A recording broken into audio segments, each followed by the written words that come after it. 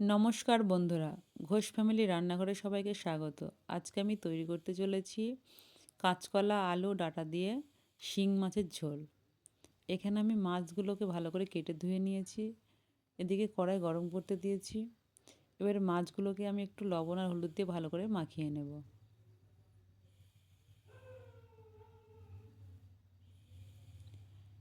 কড়াই গরম হয়ে গেছে, এবার দিয়ে দেব সর্ষের তেল। তেল গরম হয়ে গেছে, এবার আমি দিয়ে দেব মাছগুলোকে, ভালো করে ভেজে নেব।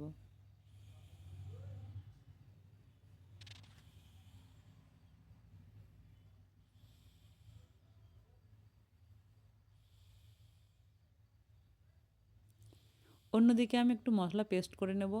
রয়েছে কাঁচা লঙ্কা, একটু আদা আর জিরে দিয়ে ভালো করে পেস্ট করে নেব।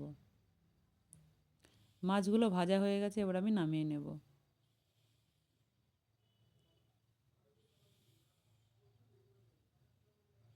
এবারে ওই তেলে দিয়ে দেবো কেটে রাখা আলু আর কাঁচকলা দিয়ে একটু লবণ আর হলুদ দিয়ে ভালো করে ভেজে নেব।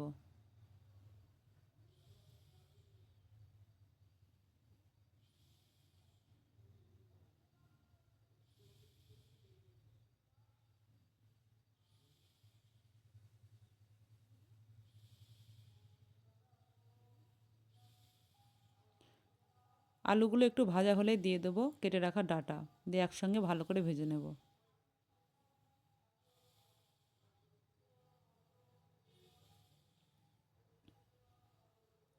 ভাজা হয়ে গেছে, এবার দিয়ে দেবো পেস্ট করা মশলাটা আর দিয়ে দেবো পরিমাণ মতো হলুদ আর পরিমাণ মতো লবণ দিয়ে ভালো করে কষিয়ে নেব।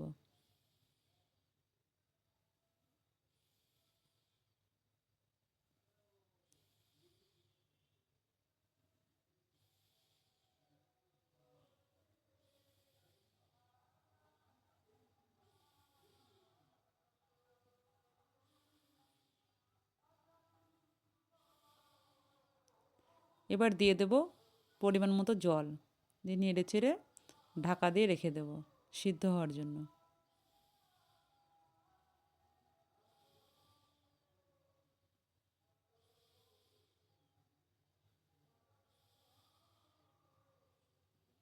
প্রায় সিদ্ধ হয়ে গেছে, এর ভিতর দিয়ে দেবো ভেজে রাখা মাছগুলো দিয়ে ভালো করে সিদ্ধ করে নেব।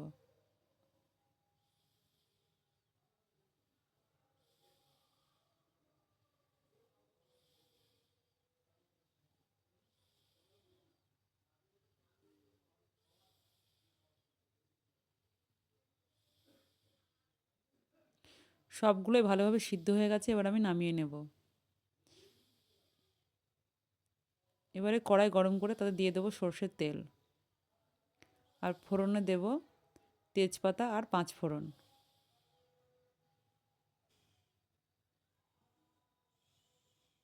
এবারে তরকারিটা ঢেলে দেব দিয়ে ভালো করে নেড়েচেড়ে আর একটু ঢাকা দিয়ে রেখে দেব।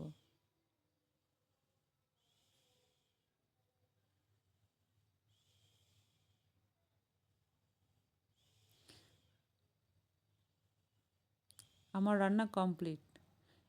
এইভাবে আপনারাও তৈরি করে খাবেন, দেখবেন খুব ভালো লাগবে।